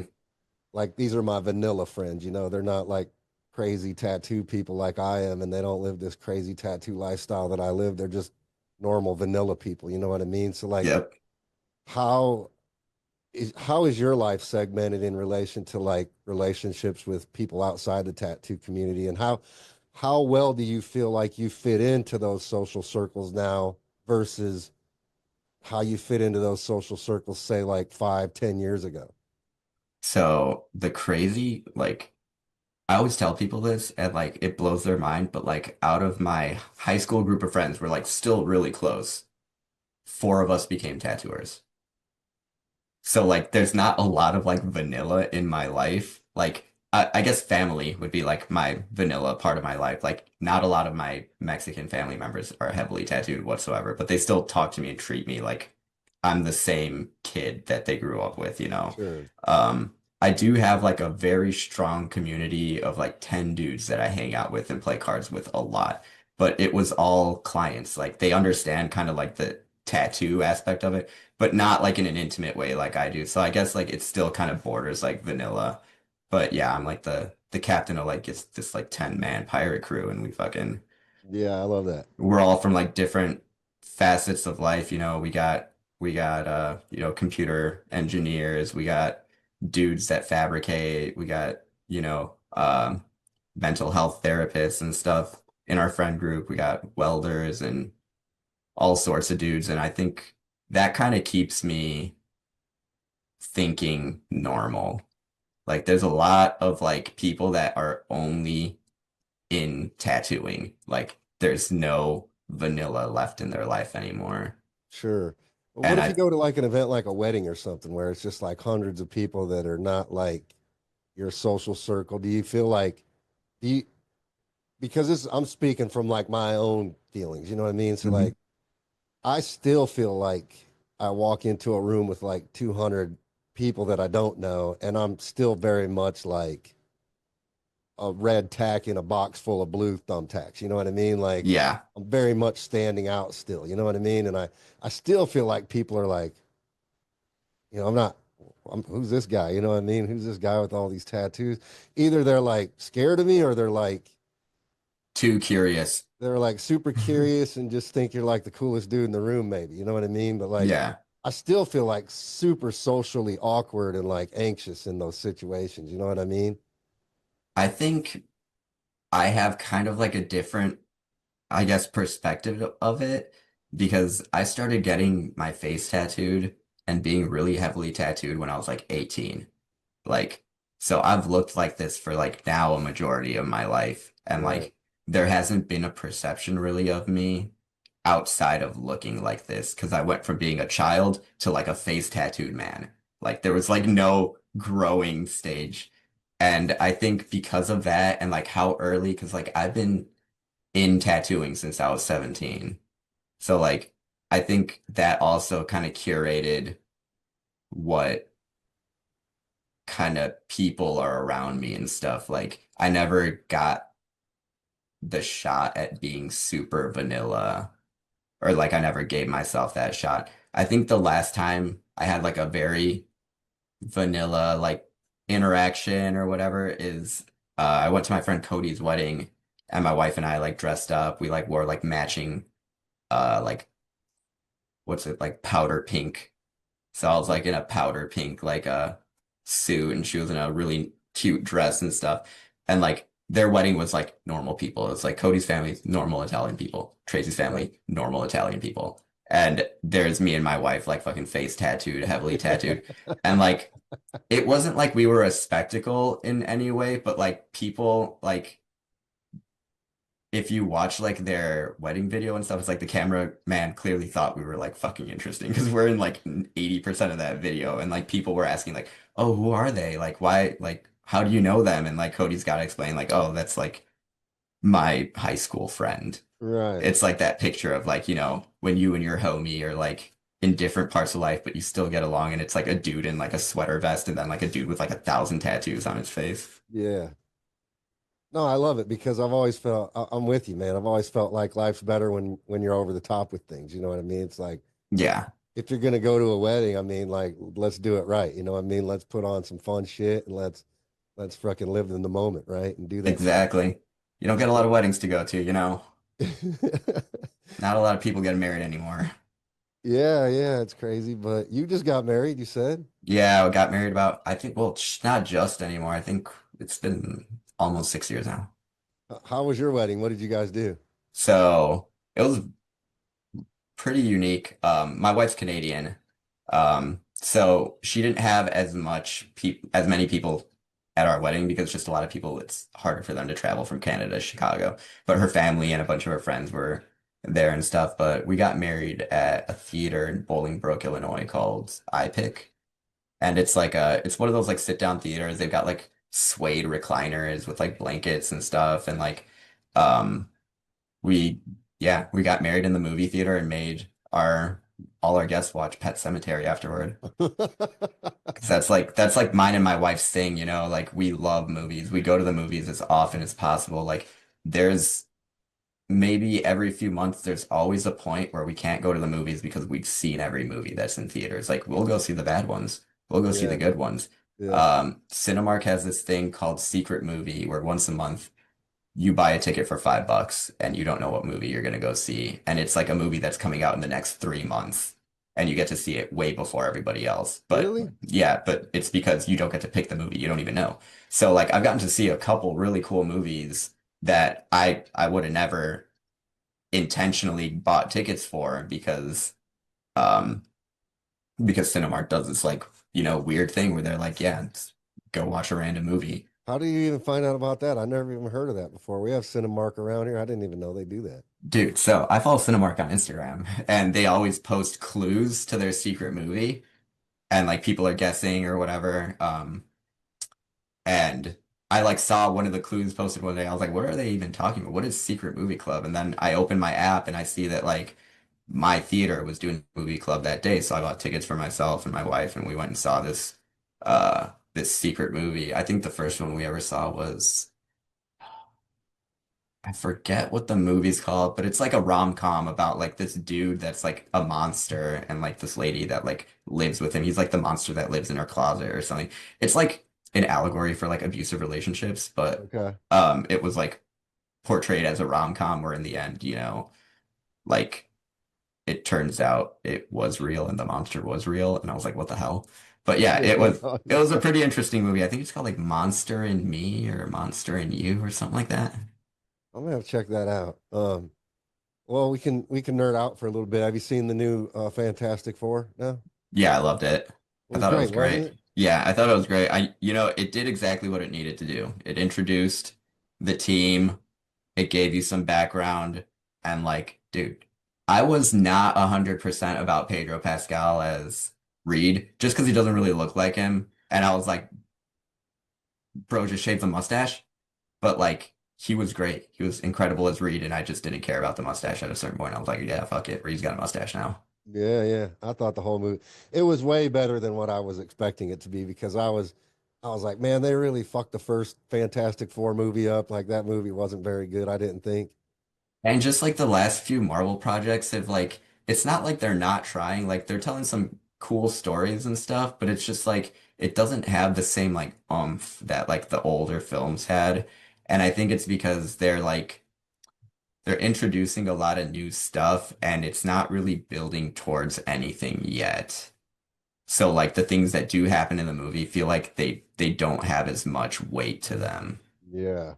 And dude, they killed Galactus, man. I mean, that was so fucking good. Dude, what's his name? Ralph Ineson or whatever. He's like, I love his voice. It's just so fucking deep. He sounds like some kind of eldritch horror or something, you know? Dude, it was so good. His design was incredible. His ship looked so good. Like, I just thought all around it was like a really, really good film experience. Great. And I'm super excited for Doomsday to come out now. Like I just can't wait. Yeah, exactly. Like, it kind of like, at first I was kind of iffy about Robert Downey Jr.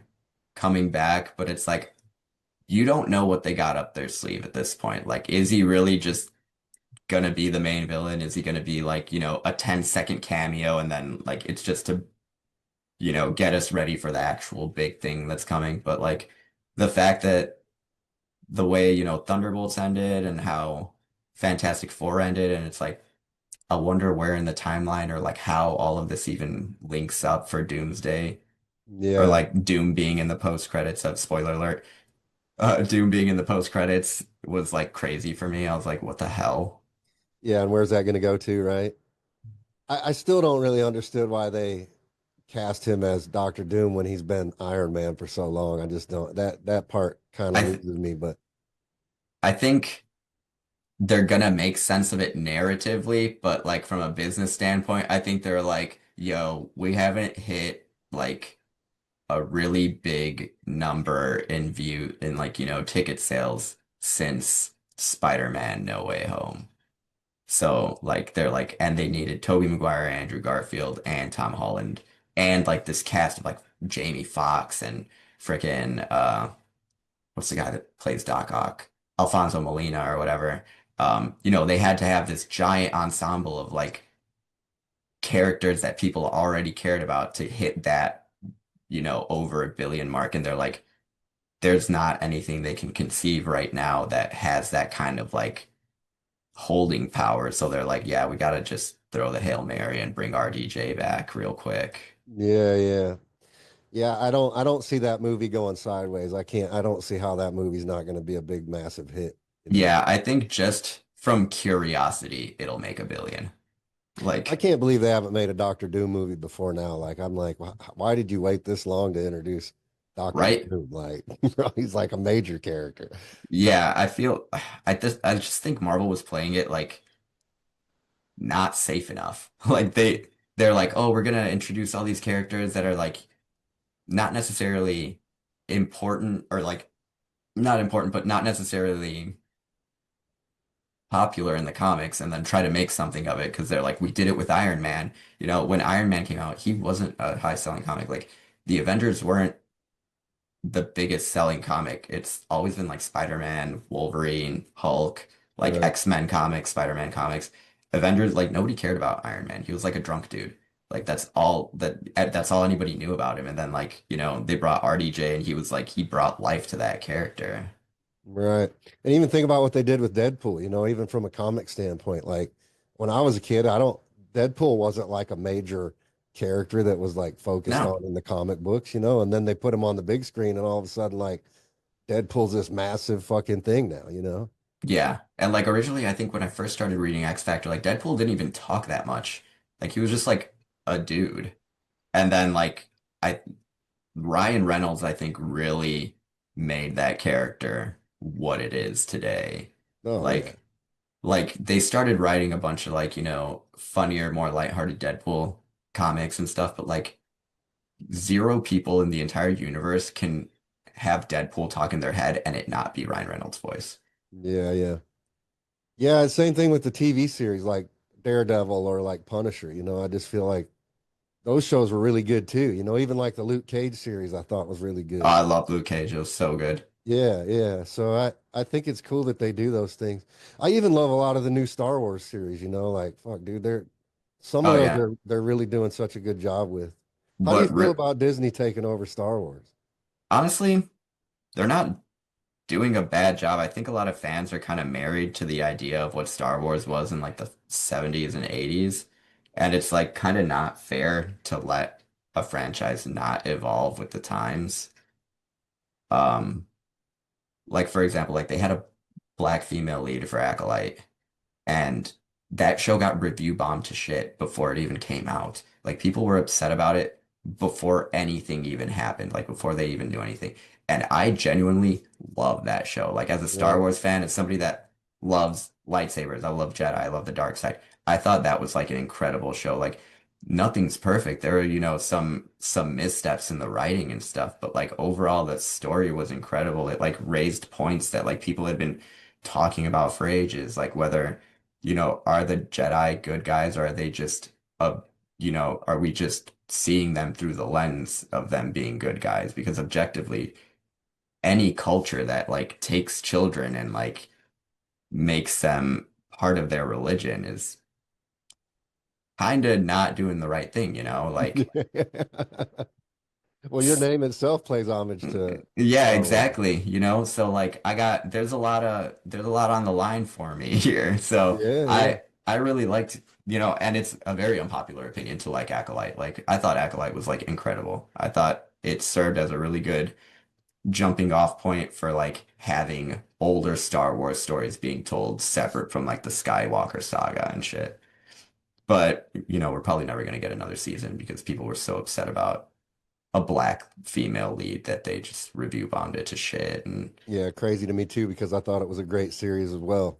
like it had, I would say, the best lightsaber fight in all of Star Wars. Like Kymir taking out fucking 12 Jedi was the craziest thing I've ever seen. He headbutted a lightsaber to turn it off. That was the shit.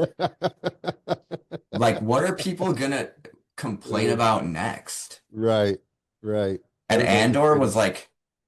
Andor was like the first time I've like cried watching Star Wars. Like it is so deeply emotional. Like take it outside of the Star Wars universe and Andor is just a good show. It's Right, got such like deep themes and like emotions and stuff. I genuinely think that like if they're going to go in any direction that like steers Star Wars in a really serious way or whatever, to maybe take a lot of notes from Andor. But like I'm just like a Star Wars fan. Like when I was a kid, I watched Star Wars out of order. I watched Return of the Jedi first, and then I told my cousin, I was like, that's like amazing. Is there more? And my cousin was like, oh yeah, you just watched the last one. He's like, I'll put the, and so he puts on like the first two for me, and that was it for me. yeah. But like it was years, like, and I was like, oh, is there gonna be another one? He's like, no, that's it. And I was like, what?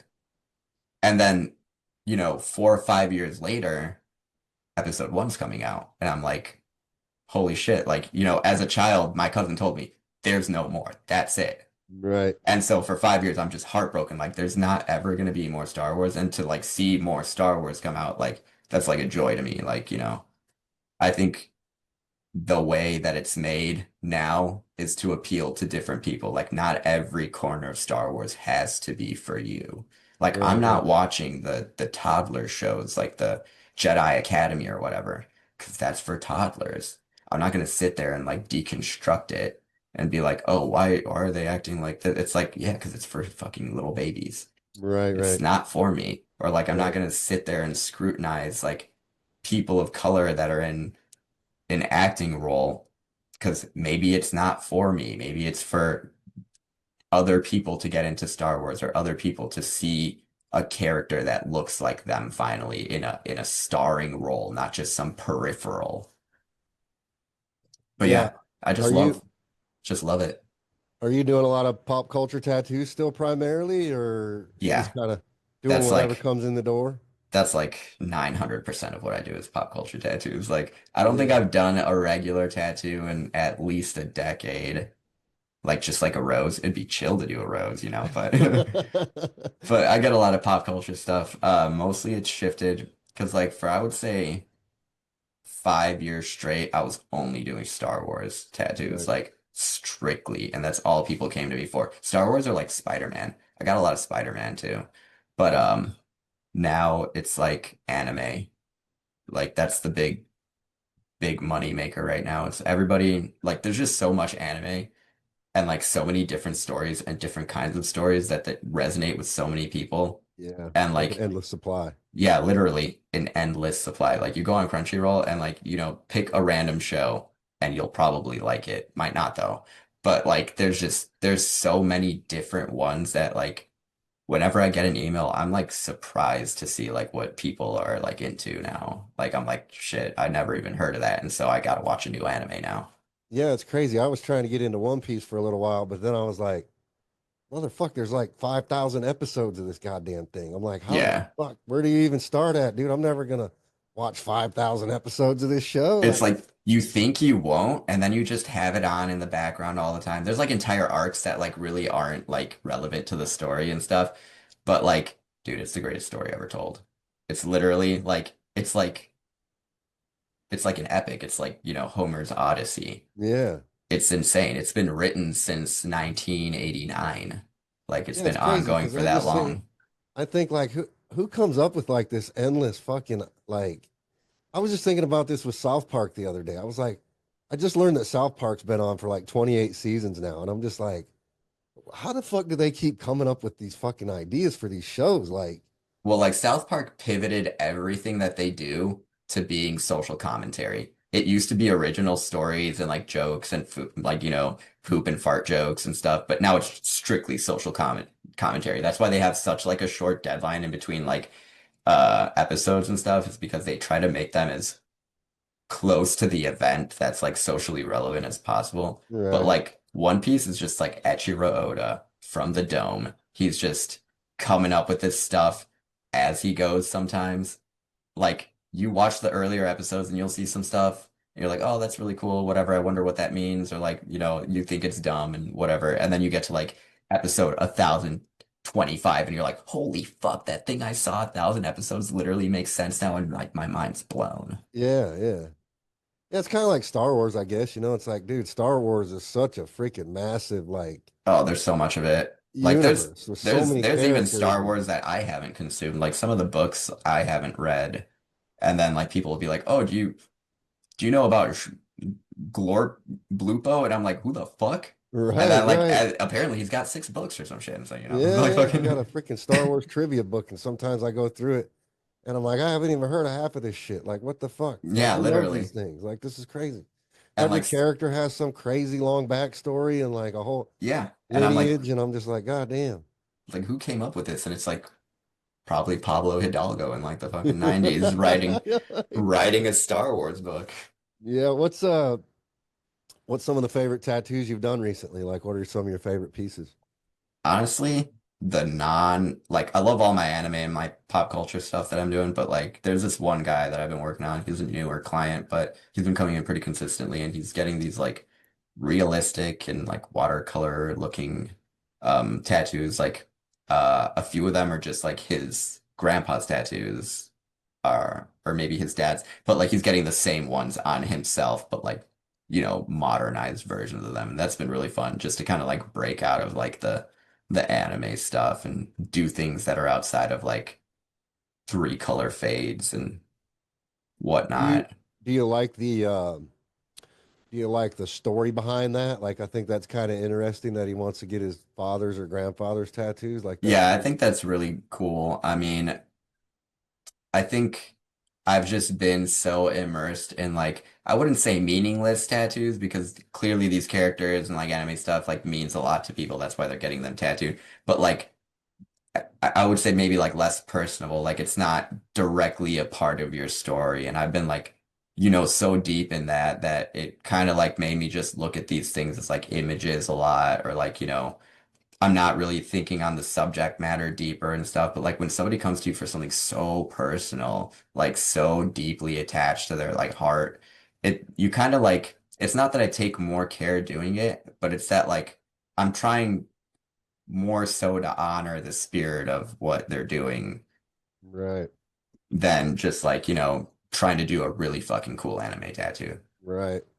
What's your return customer rate like? Do you tattoo a lot of the same people over and over again? Yeah, so I was telling one of my friends about this, but like it's like I would say 80% of my clients are return customers, and I think it's just because they like me. Like, we hang out, we watch cartoons while they get tattooed, we watch movies, we talk. Like, I have clients now that are return clients for like 15 years now. And like, they're like my friend Russell, I hang out with him like once a week, but like, he's been my client for about 11, 12 years now, and he's got almost a bodysuit just because he likes hanging out with me. Yeah, Like, yeah. he's got all these like badass X-Men tattoos, and it's like, I think if we didn't get along so well, he either might not have gotten more tattoos or, might not have um or might have like, gone to someone else for it or whatever. But we get along so well and now we play cards together and stuff. So I think a lot of my clientele is return clientele, but mostly because we like resonate on like a deeper level than just what we're tattooing. Like a lot of the time, what we're tattooing is something we're both interested in, and then we find out that like, oh yeah, as humans, like we get along. Right, right. Yeah, that's cool. It goes back to what you were talking about in relation to like bedside manner and just having those personal connections with your clients, and Yep.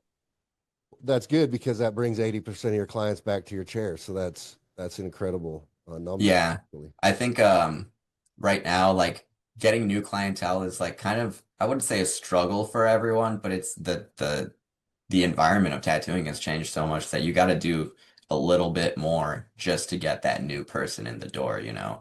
Like word of mouth does wonders and like, all these people having like two full sleeves from me is awesome. But now you got to do a little song and dance too. Yeah, yeah. So are you completely disconnected from the convention circuit now? Are you doing conventions at all? I just did the Pittsburgh convention a few months ago. Um, but I have slowed down a lot. Um, it was just affecting me, like, not even mentally, but like physically, just like having to, because a lot of the time I'd be driving to these shows. Like, I hate flying with my tattoo equipment because 10 out of 10 times one bottle will explode and it makes a huge mess. Right. So I just drive with my stuff. And it's like, easier. I get to visit family or friends along the way or whatever. But yeah, it just started to become so physically taxing on me. And like conventions, like I felt like the quality, unless you went to like the big ones like Literary Inc. or like Hell City or whatever, I felt like a lot of conventions were conceding quality for participation. Like there's just a lot of like to not insult a lot of the tattoo community, but there's just a lot of like mid tattoo work at flooding these conventions because they just need people filling the spots. Right, And right. and like I felt like it wasn't benefiting me anymore. I wasn't seeing, return clientele from conventions and stuff. So now I just do the ones that I know my friends are going to be at just to see my friends. So are you generally staying booked out at a show, or are you just kind of just like what you said, going to hang out, and if you do a tattoo, great, but otherwise, whatever. Yeah, I usually either tattoo my wife or I try to get like clients that I have in the state to get tattooed. But like I don't post about conventions anymore to like try to get a new client or anything like that. I just play it safe, do my clients that I know, and then if they want to submit something for a competition, go for it. If not, I have like 70 or 80 trophies in my parents' garage that, I can look at whenever I want. So what else is in your radar right now? What's going on in your future plans? Um, I really want to open a card shop, like maybe like some kind of card shop, hybrid tattoo shop, like not to funnel, card customers into tattooing, but to kind of like expose both to each other. I think a lot of people lack community in tattooing Hmm. and just society alone. Like there's a lot of the internet's such a big space and created such an obvious place for us to get together that people are just retreating farther and farther into themselves in the real world. So I just want to like build a space where I can like make a community of people that like have wholesome ideas and want to work together for like, a goal bigger than ourselves. Um, my biggest goal is to, yeah, try to open a card shop and get um a Bandai account so that we can be like an official One Piece store and get like official tournaments going and stuff. Um, right now I'm hosting a lot of like my own tournaments where I like reach out to like the community, the card community or whatever, and I find spaces for us to play in, and then I provide all the pricing myself, but to be able to have like official pricing would be really sick. Yeah, that'd be dope. You want to do that in the Pittsburgh area, or are you thinking somewhere else? Yeah, I'm thinking Pittsburgh area. I just think we have a really healthy card playing scene here, but it's very divided. Like, there's not one place where like everybody likes to go. Some people don't like going to this shop because their cards are overpriced. Some people don't like going to that shop because the owner rubs them the wrong way. Some people don't like going to this other shop because for any other reason. I Yeah. want to be the place where like people feel safe, they feel like their money's being well spent, and they feel like they're not just a customer, they're like a participant in a community and that they have something that'll give back to them for what they give. Yeah, I think that's a pretty cool, interesting concept. I don't know that I've seen some comic book shops that have like a tattoo shop kind of like Mhm. integrated into them or vice Yeah, versa. like Artful Dodger was in Yeah, Seattle. yeah, exactly. Which I always thought was a cool idea. Uh, so yeah, I think that could be really fun and cool. Yeah, I think it's a neat way to kind of get kids into it too, like to show them like tattooing isn't all just like biker dudes and like degenerates and stuff. It's like Right. some of us are nerds and artists and kind people and stuff. I feel like tattooing is definitely more so that today than the other way. I don't But think that. yeah, absolutely. But I feel like public perception is still like 50-50 on like shady people or like nerdy tattooers, even though it's like I would say now maybe like 90% of tattooers are just like nerds or like semi-regular people. Right. Yeah, that's why I was asking you the question earlier in regards to like, what do you thought the public perception was now with like, tattoos being like a main focus with like some mainstream celebrities and things like that, because I feel like that's changed a lot of that perception, especially when you look at people like Machine Gun Kelly, who's very much gone from like, I mean, look at his evolution as an artist. He Oh went from yeah. like this Cleveland, like almost gangster type rap artist to like now he's like a pop star icon. Or Yeah, literally. yeah, it's just crazy to watch the evolution of these artists and like the progression of their art, because I look at somebody like Machine Gun Kelly not more as an artist than a musician, even though he's a great musician. I think he's an even better artist. You know what I mean? Like Yeah, he's he's good just at curating like his own image and yeah, like he's just a his creative force, right? yeah. Like he creates music with artistic intent, and I think he gets a lot of bad PR because of that. Like it's kind of like what we were talking about just in regards to like the hazing culture. You know what I mean? It's just Yeah. like I don't get it. You know what I mean? I'm like I think it's great. You know what? I think it's great if an artist can evolve and like Yeah, step into different. I think a lot of the anger toward like artists not staying the same or whatever comes from people's like unhappiness with themselves. And like, I can say the same thing about myself. Like whenever I'm really angry or like, have a lot of negative thoughts and I put them out in the world, it's because I'm not happy with myself.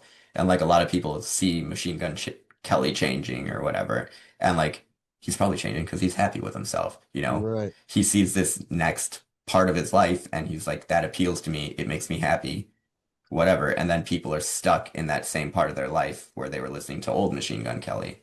And they're like, well, I'm not happy. Like, why does he have to change? And, my mindset has to change to be able to still listen to him. And it's like, maybe that's what needs to happen.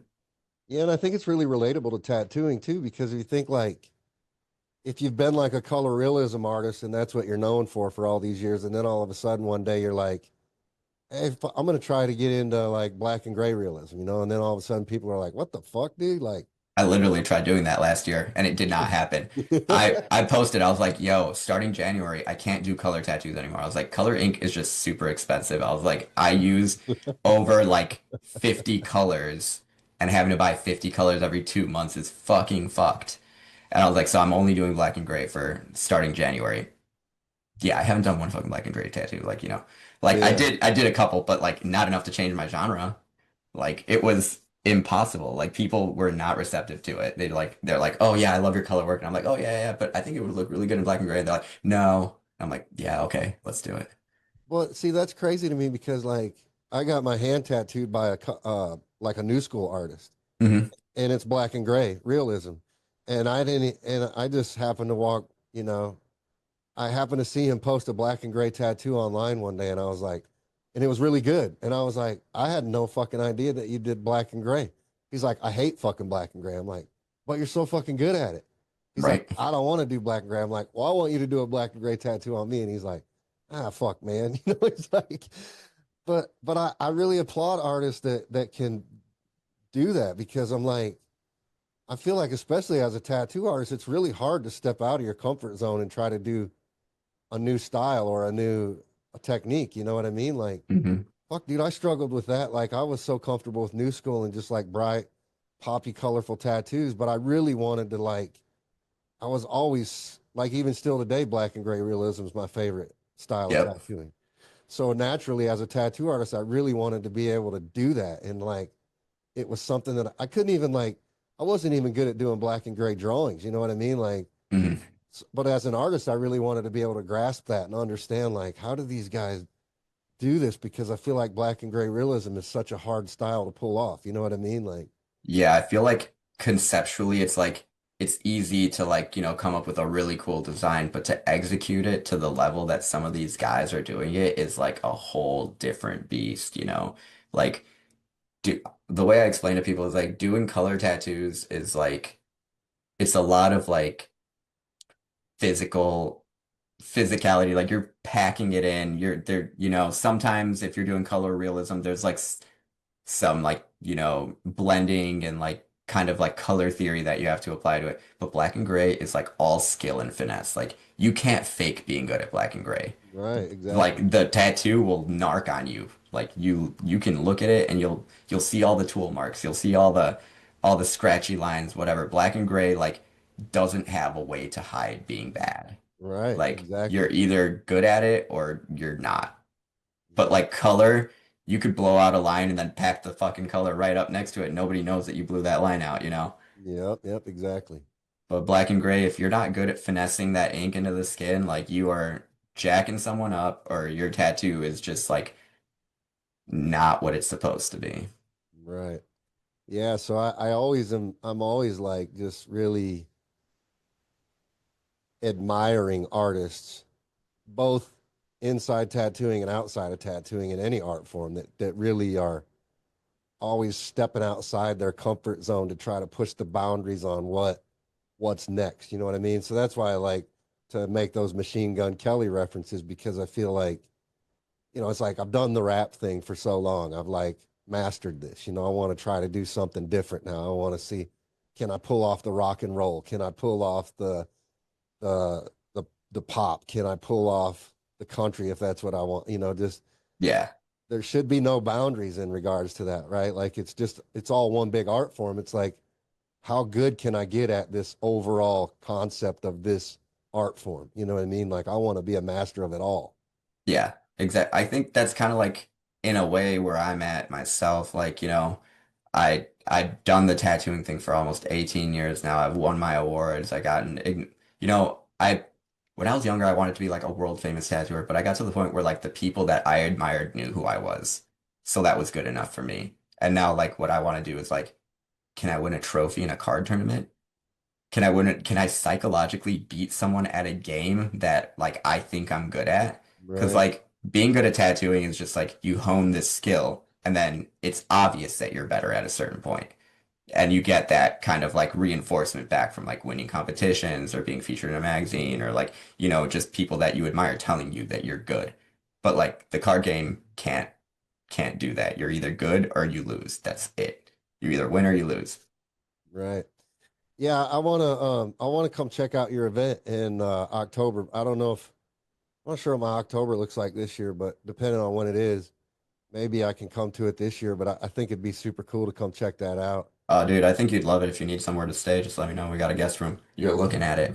Yeah, that's a dope room too, man. I like it. Yeah, it's my wife's like extra room, so she decorated all of it, and it's just like a bunch of like posters, like a big Yeah, cat poster. We got I'm down with all that. I love it all. So yeah.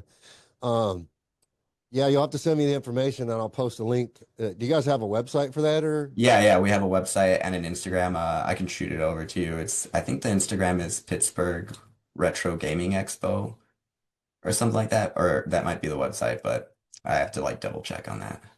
Yeah, I would definitely want to come check that out and definitely just to support you and just come check you out and see what you're doing out there and be a part of that. And it's been super cool to just reconnect with you, man. Like I said, I mean, we obviously talk on Facebook every once in a while, but like to just sit here and chop it up, after so many years has been super cool and just, Yeah, man, I really enjoy it. You have a very calming voice to listen to. thanks. I appreciate that. That's, it's a little bit Make embarrassing, but it makes people feel safe. yeah, well, I appreciate that. Thank you, man. I really want to I want to reconnect with like a lot of my old homies, man. I want to get Kevin Beckvar on the podcast That's again. awesome. Like it's funny because I just posted my Galactus tattoo on Facebook after I went and saw the movie, and I was like, "Hey, just for the record, I got this tattoo in 2016 before Galactus was cool to all of you guys." You know what I mean? So like, Yeah. I've been a big Marvel nerd for so many years. You know, like so yeah, I want to get a lot of my old homies on here and the people that I used to tour with and connect with on the pop culture trail, man. Because I haven't been to Comic Cons in a long time. I've just got so consumed with work stuff over the last few years that a lot of the fun stuff's gotten kind of removed. So like I want to get back out there and reconnect with a lot of you guys and just come to some of the stuff that you guys are doing. That's also what I want to do with the podcast, you know, like I want to come and like immerse myself in your world and your art and just kind of let the tattoo community see what other artists are doing out there and like Yeah. in their lives and stuff because I think it's super cool and interesting, man. So Yeah, I think what you're doing is really neat. I mean, there's so many different facets and so many different personalities in tattooing, and like I think it's really cool to be able to shine a light on all these different kind of aspects of it because like there's not, one blanket kind of idea about tattooing. There's not, there's so many different genres and people and ideas and emotions and stuff that I think what you're doing for tattooing is like a huge service to try to, show all of us that outside of the shop, there's people. well, you too, man. I think I think you resonated a lot with my thoughts and feelings on things in regards to like where the tattoo industry's at today and where I see the pitfalls going forward. And I think you've got some good insight and compassion and definitely good energy around those topics. I again would encourage you to like take a look at the APT and get involved in that because I feel like your voice would be a good one on that platform and encourage other artists that you're in touch with to get involved with that too because I feel like they are truly like the platform for where we need to get to in the future in regards to like having a trade organization that actually represents us the way we need to be represented and like keeping our industry what it needs to be going forward in the future and getting the right people and artists involved in that mission and is critical I think to our future so I think you'd be good for that. Yeah, I'm definitely going to talk to a bunch of my friends around here. The people that I used to own a shop with, Matt and Rita, I think would be like really good to like introduce the idea of the APT to. I think that a lot of their like ideas and emotions about tattooing really resonate also with Yeah, and what the we're trying goal to do is. things too in the APT where it's like really beneficial to the members. You know what I mean? It's not like right now we're trying to get health insurance benefits. We're trying to leverage the numbers of the organization to be able to go to insurance providers and say, hey, can we get group insurance benefits for all the artists that are part of the APT, so they can get affordable health insurance, Dude, life that's literally my insurance. dream. That's like what I wanted for my shop when we first opened up. But like to get that going is so insanely difficult. Right. Like insurance companies do not want to work with you. Like I'll tell you that much. Like that's it's insane. Not as an individual, but if you have a group that has, 400 or 500 members in it, Oh yeah. then you can leverage those numbers to try to get better benefits for the overall group. You know what I mean? Yeah, absolutely. So we're trying to like leverage the power of the APP and their membership. We've been talking to these insurance providers now for I don't know 6 months. So we're having monthly calls with them. So prescription benefits, life insurance, liability insurance, health insurance, just cover the whole gambit and make that accessible to every tattoo artist that's a member of the APT. You know what I mean? Yeah. Easily. And not just for you, your whole family. If you got a wife Yeah, and kids, absolutely. it benefits for them as well. Yeah, the only shop I kind of know of that's like run like that is I don't know if you've ever been to Halo's shop in Baltimore. I haven't been there, but obviously know it. Yeah, it's like I forget what his shop's called, but like when I went and guest spotted there, it's like, dude, he has tattooing, like the business side of it, down to like such a wild science. Like he's got it all streamlined. His artists have like vacation time and like it's wild. Like it made me want to work there. 401ks and everything. Yeah, literally, dude, it was wild the way he was Right. explaining it to me. I was like, yo, like that's how I want to model my own tattoo shop after. But it's like I didn't have really the resources to be able to do it the way he's doing it. And like I know that he started off at a smaller scale and then, built up his tattoo shop to be what it is today and Hmm. be able to provide that for his artists. But like, without the right kind of guidance, I just really didn't know how to get that pulled off. And it felt like, especially in Illinois, every entity was trying to fight me on it too. Sure. Well, that goes back to what you were talking about when you were talking about Josh Carlton and just the limited access to resources. It's another one of those things that would be beneficial to have input on in a community kind of a network. You know what I mean? Like, Yeah, like if we had the information how to appeal to like, governing bodies for like X or Y or whatever right. in like some concise format, it would make it easier for, tattooers to achieve their whatever their business goal in their own city without having to like jump through so many hoops to get this information. Yeah, yeah. Yeah, so definitely something we need to keep working on, and I think we can get there. It just takes a lot of people and a lot of people caring about the right things to kind of cross those things off the box and bridge those gaps. If anybody wants to get in touch with you or see what you're all about, like what's your social media handles, where would people reach out to you? On social media, on Instagram, it's Lou_Skywalker. And my email, tmetattoo@gmail.com. That's my tattoo email. Um, yeah, those are two easiest ways. If not, just swing into the shop, Infinite Image in Carnegie. Cool. I'll drop links to all that too in the comments on the podcast episodes and all that. I should get this published tomorrow, and it'll be live on the networks and the YouTube and all that stuff. I really appreciate your time today, and it's been super fun catching up with you. And like I said, I hope I can make it out in October to your event and spend some time in person with you again. I appreciate it, man, and thank you very much for having me. I thought this was just such a cool experience. It's such a cool idea that you have, and it's really neat that you let me be a part of it. Yeah, dude, of course, always, man. Appreciate you, and I'll catch up with you on the trail soon, man. Yeah, absolutely. All right, brother. Take it easy. Have a great day, man.